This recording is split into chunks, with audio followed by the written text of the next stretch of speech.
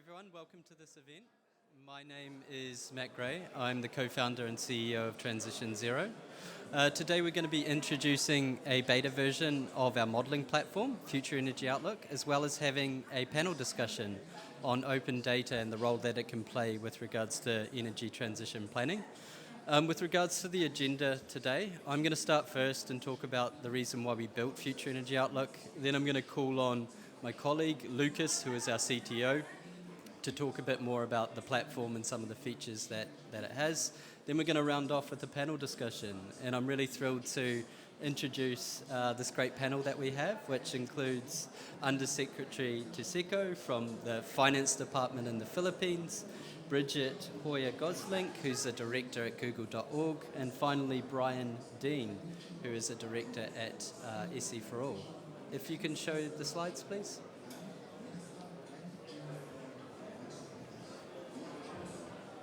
So for those of you who don't know Transition Zero, we are a climate analytics not-for-profit established in 2021. What we do is we build energy transition tools which are open and accessible to a wide audience regardless of their level of expertise. We then work with our partners to make sure that those tools are used to inform energy transition planning decisions. What we spend a lot of our time doing is working with energy systems models. So for those of you who aren't familiar with energy systems models, these are complex but widely used tools to inform energy sector decisions. So for example, when a government wants to understand the cost of a climate policy, or when a corporate wants procurement strategies for a net zero target, or when an investor wants to align their portfolio with the temperature goal in the Paris Agreement, they all tend to use energy systems models as a way of informing their decisions. The problem that we face today, and this is quite well known, is that we have a lot of net zero promises and pledges, which is great, but once you dig into the data, you soon realize that companies and countries often don't have credible plans for how to meet those promises. And one of the reasons why we think that this situation exists is because the energy system is becoming increasingly complex, and our ability to plan and prepare for a net zero future is not happening quickly enough. And this is why we decided to build Future Energy Outlook. Future Energy Outlook is a software platform to answer what-if questions about the energy future.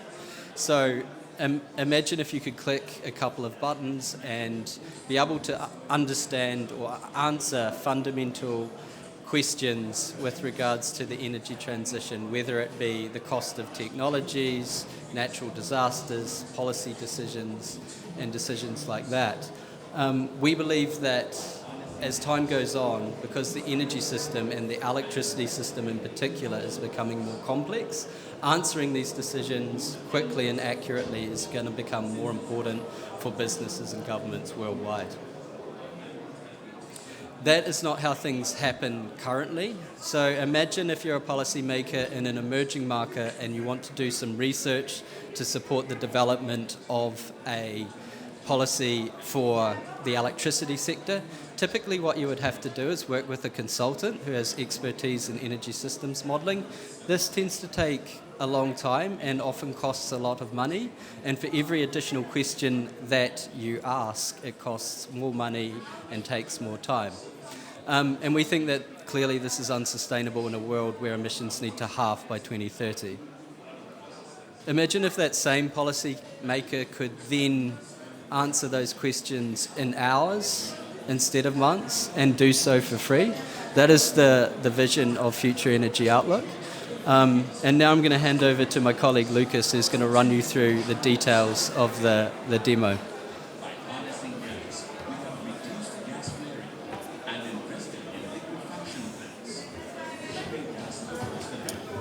Thanks, Matt. So my name's Lucas. I'm the CTO of Transition Zero, and I'm very pleased today to be launching our new platform, Future Energy Outlook. So Future Energy Outlook combines Transition Zero's world-leading satellite data work with new systems modeling capability, all in a convenient and user-friendly ecosystem. The point of FEO is that it exposes all the insights that you would get from a flagship 1,000-page Energy Outlook report or management consultant slide deck via a batteries included interface that doesn't require users to be expert systems modelers. And within a few clicks or just a few lines of code, users are able to begin asking their own what-if questions, backed by open source and peer-reviewed systems modeling and exhaustive, validated input data, so anyone can reproduce anybody else's study, and all assumptions and input data are now fully traceable and transparent. As we know with systems modeling, it's garbage in, garbage out. So where do we get our input data? Going back to our roots as an alternative data company, we were first able to get global data coverage of energy system assets and satellite data using satellite data and machine learning. So we match this at the asset level with production and generation data and use asset locations to match land impacts, renewable potentials, weather, and climate data. But the real cherry on top is our data is validated by in-country experts and partner organizations, ensuring that it is complete, correct, and up to date. So we aim to provide, on a continuous basis, the very best data describing the global energy system and make it entirely open access. So just as an example of our machine learning work, we've just completed another deployment of our global solar PV detection machine learning pipeline. So we've deployed a machine learning model to search the entire planet's land surface area to detect solar PV facilities. We've located hundreds of thousands of facilities that don't exist in any other database, and we'll be releasing this data set in the new year. We're also working on grid and substation detection, voltage inference, grid connection inference, again using satellite data and machine learning, and our goal is to provide the highest fidelity map of global grid infrastructure. So what can we do with all this data? Over the past year, Transition Zero has built a world-class systems modeling team. We're building an open source toolkit to support power system investment planning, allowing users to identify and navigate trade-offs with costs, land impacts, and climate policies. Grid dispatch modeling for prices, asset operation, and grid resilience. And finally, sector coupling, so looking at heavy industry decarbonization, upstream and downstream energy consumption, and materials for the energy transition. What is available today? So what are we launching? First, you'll find our data viewer user interface over at fio.transitionzero.org. We're showing some of the work that we've done this year, but we're really looking forward to hosting community contributions as well. You can also directly install our Python client, which gives a user-friendly programmatic access to our platform, as well as there's some Jupyter notebooks that give a bit of a guided intro to how to use the platform and how to use our client. And finally, we're also releasing in beta access our API for users who might be ready to consider scaling to programmatic access. And finally, all the docs for everything that we're releasing is available at docs.fio.transitionzero.org. So to talk a little bit about our data viewer, in our data viewer, users will find models, scenarios, and reports. Models are geographic and temporally scoped representations of the energy system. Scenarios are narratives of our shared climate and energy future, backed up by numeric projections and technology parameters.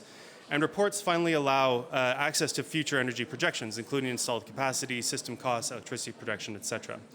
Users are invited to create their own models, scenarios, and reports, and to save and share their insights using our platform. Eventually, our hope is to provide a platform where the deliberation over our energy future can happen in real time with transparent contributions from various stakeholders, rather than in slow motion, one 600-page document at a time like it is done today. We have an API, of course. It's the backbone of our platform. Data can be obtained directly from the API, so users can manage their own user data. They can obtain geospatial data like land cover or renewable potentials. They can search, retrieve, manage, and maintain systems models. They can obtain historic data related to assets, production, technology parameters, and more. And finally, all the provenance for all the data that is on the FIO platform, which is to say, who it was published by, how and where, and what license it may be used under, is also all available via the API and via the platform. So FIO is an ecosystem of data, compute capability, and interaction interfaces. And to provide a bit of a guided entry into the FIO platform, we're preparing Jupyter Notebook tutorials like this one that make use of our Python client. And to use the Python client, all you need is a free FIO account, which anybody can sign up for on our website. So you might have seen our webinar in the last couple of weeks where we launched a report called Cables to Change the World. So we studied the benefits of interconnection on decarbonization of the world's electricity supply. And this is a bit of a demonstration of what we can do with our platform. So this report serves as an example of a capacity expansion model. And this is what FIO allows you to do. It allows you to build your own scenarios and then access all the data that you need directly out of the box. And then FIO resolves the system model for you to give you the insights like total and marginal system costs, generation, storage, and grid capacity, generation volumes, emissions, and a lot more. And so with this report, we're still validating some of the data, but you can access the data in a bit of a demo mode on the platform at the moment. So what's coming up? We're currently hard at work making all of this available to non-programmatic users. So keep an eye out for our new model builder user interface. This user interface provides a no-code option for analysts without sacrificing any of the detail or capability of the platform. And then finally, our roadmap. What are we working on through the next year? So today we release our UI and some of this core tooling. And over the next year, we'll be releasing more exclusive data sets. So we have a renewable profiles and potentials data set that we're releasing at the beginning of next year. We have our global census of solar PV facilities, grids and substations that we'll be releasing. And then finally, towards the end of the year, some new work on heavy industry production and emissions. Keep an eye out as well for our new model builder, as I mentioned. And then finally, all this end-to-end tooling for solving systems models will be introduced in sector coupling by the end of year as well. So being able to solve sector-coupled models with upstream, downstream energy, and heavy industry. And so you can access the beta today. So I do invite you to check out our website or check out fio.transitionsero.org or follow the QR code here. You can sign yourself up for the platform. You can start using the tools. You can install the Python client. You can use the UI. And for more resources, you can find all of our code and other platform details on GitHub as well. So thank you very much. Pass it back to Matt, and we'll go to the panel.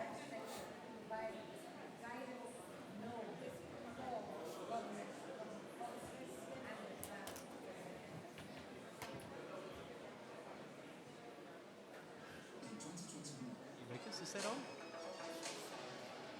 Okay. Thank you, Lucas. Okay, we're there now. So we're going to move to the panel session now, which I'm really excited about. Under Secretary, I'm going to start with you. In my presentation, I asked the audience to imagine being a policymaker. Yeah. You don't have to imagine, you are a policymaker, and a very important one. So. Check, check, check, check, check. Okay. Hello, hello. How's that?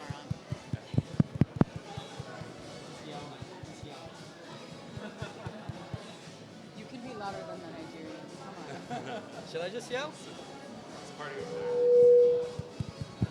Hello? Yeah. Technology, we're back in it now. So yes, Under Secretary, I'd like to start with you.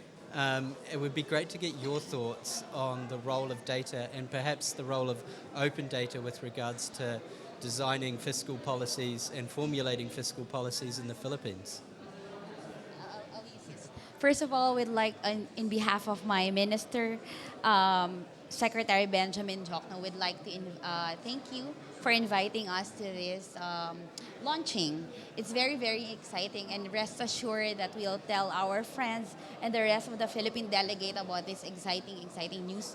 We have our friends from the Department of Energy a few meters away from here, and then maybe we can link you up with them just so we will have more people knowledgeable about this program that we're launching. But before I answer your question, is it okay if I tell you a little bit about the Philippines' vulnerability to climate change, right?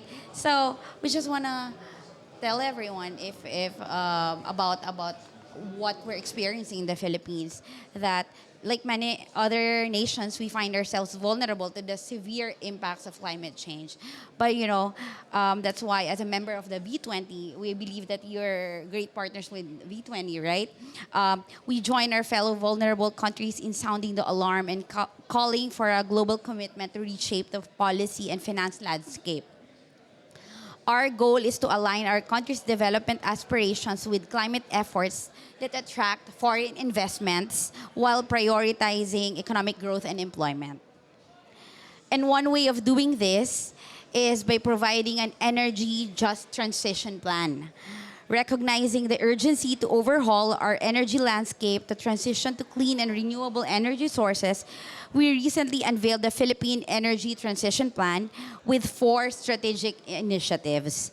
These include accelerating renewable energy development to meet our target of 35% share generation from renewables by 2030 and at least 50% by 2050. We also aim to establish a smart and green grid system, support offshore wind development through port build-up, and encourage coal plant retirement or repurposing. Recognizing the critical role of the private sector in steering climate action, we promote fiscal tax incentive regime that rewards innovation and prioritizes climate-related investments through our corporate recovery and tax incentive scheme. We provide for certain income tax holiday and of course enhanced deduction for at least 5 years. In 2022, the Philippines allowed full foreign ownership of renewable energy projects. This includes the liberalization of exploration, development, utilization of solar, wind, hydro, and ocean or tidal energy resources. To complement our greening efforts, we acknowledge the crucial role of advanced energy systems modeling in crafting policies and encouraging investments that are not only impactful but also tailored to the unique challenges we face in the Philippines. We look forward to the FEO energy systems modeling, which could be instrumental in offering a clear visual depiction of the trade-offs and benefits involved in emissions, job generation, creation, and economic growth. The foundation of a transparent and predictable policies supported by robust modeling establishes an atmosphere conducive to fostering long-term investments. These tools serve as a catalyst not only in inviting but fostering partnerships with the global private sector in building the clean energy infrastructure of tomorrow, guided by our targets. Moving forward, we hope that the FEO will establish modeling practices from long-term systems planning. This tool can provide responsive analysis of the short-term impacts of proposed policies like feed-in tariffs, subsidies, and regulatory frameworks, as well as changes in the market and technology costs. Addressing the climate crisis alongside our development goals requires proactive collaboration and knowledge sharing with the academia, civil society, private sector, and investors. Tools such as these will allow our stakeholders to test assumptions and uncertainties governments must account for. No country can escape climate risks, but we can all embrace better tools, of course, that channel financial resources to support projects, de-risking markets, and enhancing climate resilience. Again, I'd like to congratulate the whole team for these and the Transition Zero team on this launching of this FEO. And again, I look forward to the evolution in our collaboration with the V20 on the Climate Prosperity Program. Thank you so much. Thank you so much, Undersecretary. And just one follow-up question, if that's all right. It would be great to get your thoughts on the climate prosperity plans. And for those in the audience who don't know what those climate prosperity plans are, could you give a bit of an overview? Okay, so for the Climate Prosperity Plan, we've ensured that all members of the V20 are all aligned with making sure that our prosperity plan is aligned with the climate and the vulnerabilities of the V20. So we've come up, one of the projects that we've recently launched is actually what we call the Global Shield plans, wherein we have to, we can download funding or climate financing for the members of the V20. These are funded by the other countries who are members of the V20, recognizing that they've contributed, especially like now that the biggest donor is Germany, recognizing that they have developed or contributed to the climate, the effects of the climate change. Thank you so much. Brian, I'm going to turn to you now, if that's all right. SE for All has the energy transition planning tool, which is already being used to create policy, particularly in Africa. I was sitting in on an event this morning with regards to Ghana's energy transition plan, so congratulations on that. I'm just wondering if you can give a bit of an overview on that tool and maybe talk a bit more about the stakeholder process and how you get buy-in from the locals. Thanks, Matt. And I'll say fundamental to SE for All is that we're building capacity in the countries that they can actually do this by themselves. And so our model is open source. It's able to be fully used by them throughout future years. And there's a process from day one to get political buy-in at the highest level in country. So working directly with Ghana, with Kenya, and Barbados currently, and starting soon with Sierra Leone. I guess already started with Sierra Leone as well. And more countries to come. We definitely get buy-in at the most senior level of the government, so that recognizing that this is not just an energy transition plan. I think you're alluding to it. It's more. It's the entire economy. And how is the economy going to grow?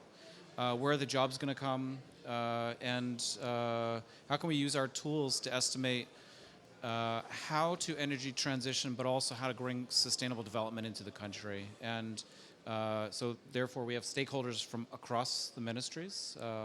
In some countries there's a ministerial committee that comes together and reviews the outputs and the inputs for the model. And then their modeling teams in country get to use the model day in, day out forever.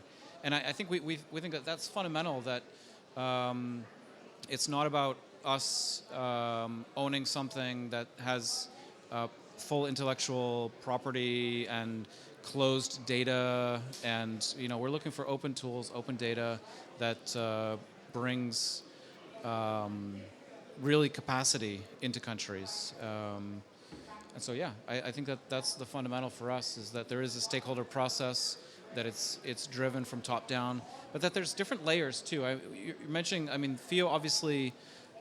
Maybe some reflections. One thing that Lucas said really stood out to me, which was the not previously detected in other databases. That statement alone says you guys are actually helping to bring improved data quality to the world, whether it's to bring it to partners like us, bringing it to countries, or bringing it to competitors. It doesn't really matter. We're actually improving data for the world, and there's too much for any one organization, right? We all need to be doing this together, and how FIO can work with the Sustainable Energy for All energy model, having obviously an API that allows for data transfer, being able to figure out, okay, how can we make quick decisions, how can we make more detailed decisions, and then how do we even make more detailed investment planning decisions on specific projects. There's different layers to getting ambition setting versus an actual plan in place versus actual investment in triggering projects. So I think the ecosystem of us as partners, this is fundamental to the way that we work at SE for All, and I'm really happy to see this launch today. So thanks for sharing that. Thank you so much, Brian, and for those kind comments. Really appreciate it. Bridget, I'm going to turn to you now. The work that we do and the work that SE for All does is not possible without the help of the foundation community. Google.org has been involved in a number of open source initiatives. So it'd be good to get your thoughts and reflections on Future Energy Outlook, but also the role that open source modeling and data plays in the energy transition. Yeah, thanks, Matt. And, I think at Google.org, which is Google's philanthropic arm, we really are focused on how we can be supporting these kinds of open tools, open data systems that really provide new insights and drive climate action globally. We at Google have been involved in the energy transition for some time. Since 2010, we've put, I think, about 10 gigawatts of new clean energy into the grid through power purchase agreements. And we set a commitment by 2030 to be operating on carbon-free energy 24/7 a day, or 24/7 commitment. We're never going to get there with our own innovation or through our own power purchasing agreements. Decarbonizing the grid is something that we obviously all have to do together. And we know that new data and information is critical to that, but also that those tools need to be really accessible. And I think one of the really meaningful things about what you all have done here with FIO is to really provide something that is accessible for lots of pieces, right? You talked about no-code aspects of it and having the ability for analysts and others to interact with these tools. Really bringing down the barriers to access this kind of modeling that otherwise, as you said, would be sort of locked up in the walls of a consultancy and really not able to interact then also with other data systems or other planning tools, making that process much more complicated for everyone. We're in a moment where we don't have time to obviously be sitting around and kind of holding things locked up, and something that we really feel deeply about is that data is a way of creating kind of a common vision for what we can do here. It's why we're really excited to be supporting FIO with a $1 million grant from Google.org to continue the great work that you all are doing here, and to be able to really see the downstream potential, right? To start to think about how some of the innovation that's possible through the tool can really drive value. And we're particularly excited about some of the work in Asia Pacific, where we know 60% of power-related emissions are coming from. We know we have seen in our own operations that to be a really challenging place when we're looking to decarbonize. And so kind of marrying up what we're seeing in our own process with what we're able to do from the philanthropic side is a big part of how we hope to sort of help to make this transition happen across the globe. Amazing, thanks for that. We're at time now, so I think we're going to have to wrap up. So I'd just like to thank you all for coming and attending this event, and just thank our panelists for joining us as well.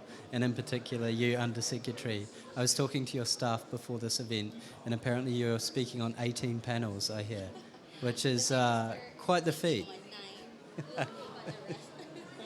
Okay, on that note, thank you so much, everyone.